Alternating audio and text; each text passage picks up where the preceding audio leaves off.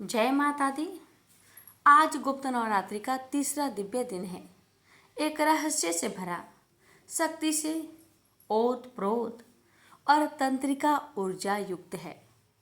यह दिन समर्पित है महाशक्ति छिन्नमस्ता माता को, जो स्वयं का सिर काटकर अपने बलिदान से चेतना की ज्योति जगाती है। छिन्नमस्ता माता सिखाती है कि अहम को काट दो, स्वयं को समर्पण और सेवा के मार्ग पर लाओ, तभी भीतर के आध्यात्मिक शक्ति जागृत होती है।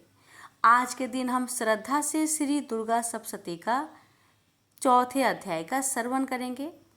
इस अध्याय में देवी चंड मुंड जैसे अहंकारी दैत्यों का संहार करती है। यह अध्याय साधक के भीतर छुपे अहंकार, क्रोध और स्वार्थ को समाप्त करता है। जीवन में चल रहे अदृश्य संकट, शत्रु, बाधा और रोग दोष दूर होते हैं। साधक को प्राप्त होता है आदित्य धैर्य, संयम और निर्भयता। तो आइए श्रवण करते हैं सप्तशती पाठ का यह अध्याय। प्रेम से बोलिए जय माता दी। इस अध्याय में आप रसपान करेंगे इंद्र आदि देवताओं द्वारा देवी की स्तुति।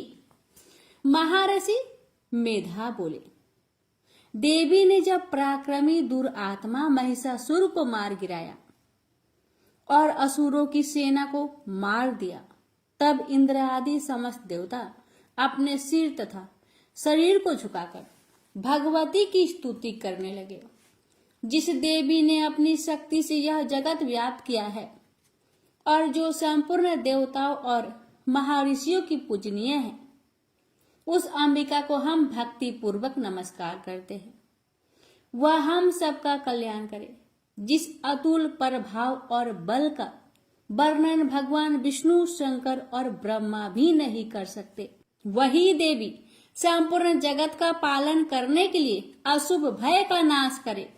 पुण्य आत्माओं के घरों में तुम स्वयं लक्ष्मी रूप में हो और पापियों के घरों में तुम अलक्ष्मी रूप हो। तत्कुल में उत्पन्न होने वालों के लिए लज्जा रूप होकर उनके घरों में निवास करती हो। हम उस दुर्गा भगवती को नमस्कार करते हैं। हे देवी, इस विश्व का पालन करो। हे देवी, हम तुम्हारे अचिंत्य रूप का किस प्रकार वर्णन करें। असुरों का नाश करने वाले भारी पराक्रम तथा समस्त देवताओं और दैत्यों के विषय में जो तुम्हारे पवित्र चरित्र है, उनको हम किस प्रकार वर्णन करें। देवी, त्रिगुणात्मिका होने पर भी तुम संपूर्ण जगत की उत्पत्ति का कारण हो। हे देवी, भगवान विष्णु, शंकर आदि देवता किसी ने तुम्हारा पार न पाया। तुम सबकी आश्रय रूप हो। यह संपूर्ण जगत तुम्हारा ही अंश रूप है, क्योंकि तुम सबकी आदिभूत प्रकृति हो। हे देवी, तुम्हारे जिस नाम के उच्चारण से संपूर्ण यज्ञों में सब देवता तृप्त लाभ करते हैं, वह स्वाहा तुम ही तो हो। इसके अतिरिक्त तुम पितरों की तृप्ति का कारण हो, इसलिए देव आपको स्वाधा कहते हैं। हे देवी, वह विद्या जो मोक्ष को देने वाली है, जो अचिंत्य महाज्ञान स्वरूपा है, तत्वों का सार को बस में करने वाले, संपूर्ण दोषों को दूर करने वाले, मोक्ष की इच्छा वाले मुनिजन जिसका अभ्यास करते हैं, तुम ही हो। तुम वाणी रूप हो और दोष रहित ऋण युज वेदों की तथा उद्गीत और सुंदर पद पाठ वालों की तथा साम वेद की खजाना रूप हो। तुम भगवती हो। इस विश्व की उत्पत्ति एवं पालन के लिए तुम वार्ता के रूप में प्रकट हुई हो और तुम संपूर्ण संसार की पीड़ा हरने वाली हो। हे देवी, जिससे सारे शास्त्रों को जाना जाता है, वह मेधा शक्ति तुम ही हो और दुर्गम भवसागर से पार करने वाली नौका भी तुम ही हो। लक्ष्मी रूप हो। विष्णु भगवान के हृदय में निवास करने वाली और भगवान महादेव द्वारा सम्मानित गौरी देवी तुम ही हो। मंद मुस्कान वाले, निर्मल पूर्णचंद बिंब के समान और उत्तम स्वर्ण की मनोहर कांति से कमनीय तुम्हारा मुख को देखकर भी महिषासुर क्रोध में भर गया। यह बड़े आश्चर्य की बात है। और हे देवी, तुम्हारा यही मुख जब क्रोध से भर गया, उदय काल के चंद्रमा की भांति लाल हो गया और तनी हुई भौहों के कारण विकराल रूप हो गया, उसे देखकर भी महिषासुर के शीघ्र प्राण नहीं निकल गए। यह बड़े आश्चर्य की बात है। आपके कुपित मुख के दर्शन करके भला कौन जीवित रह सकता है। हे देवी, तुम हमारे कल्याण के लिए प्रसन्न हो। आपके प्रसन्न होने से इस जगत का अभ्युदय होगा। और जब आप क्रोध हो जाती है तो कितने ही कुलों का सर्वनाश हो जाता है। यह हमने अभी अभी जाना है, जबकि आपने महिषासुर की बहुत बड़ी सेना को देखते देखते मार दिया। हे देवी, सदा अभ्युदय प्रताप देने वाली तुम जिस पर प्रसन्न हो जाती हो, वही देश में सम्मानित होते हैं। उनके धन यश की वृद्धि होती है। उनका धर्म कभी शिथिल नहीं होता है और उनके यहाँ अधिक पुत्र, स्त्रियां और नौकर होते हैं।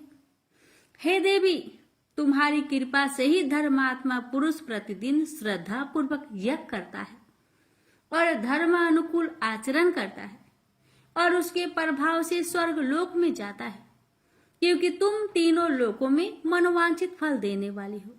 माँ दुर्गे, तुम स्मरण करने पर संपूर्ण जीवों के भय नष्ट कर देती हो और शिथिल चित बालों के द्वारा चिंतन करने पर उन्हें और अत्यंत मंगल देती हो।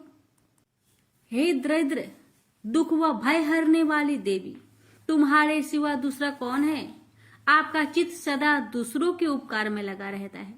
हे देवी, तुम शत्रुओं को इसलिए मारती हो कि उनके मारने से दूसरों को सुख मिलता है।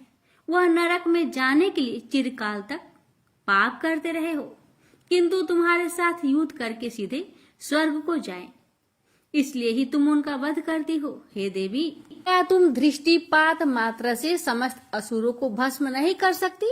अवश्य ही कर सकती हो। तुम्हारा शत्रुओं को शस्त्र के द्वारा मारना इसलिए है कि शत्रु के द्वारा मरकर स्वर्ग लोक में जावे। इस तरह से हे देवी, उन शत्रुओं के प्रति भी तुम्हारा विचार उत्तम है। हे देवी, तुम्हारे उग्र खड्ग की चमक से और त्रिशूल के अग्र भाग की कांति के समूह से असुरों की आंखें नहीं फूटी। उसका कारण ये था कि वे किरणों से शोभेमान तुम्हारे चंद्रमा के समान आनंद प्रदान करने वाले सुंदर मुख को देख रहे थे। हे देवी, तुम्हारा शील बुरे वृत्तांत को दूर करने वाला है और सबसे अधिक तुम्हारा रूप है जो न तो कभी चिंतन में आ सकता है और ना ही जिसकी दूसरों से तुलना हो सकती है। तुम्हारा बल व पराक्रम उनका विनाश कर चुके थे।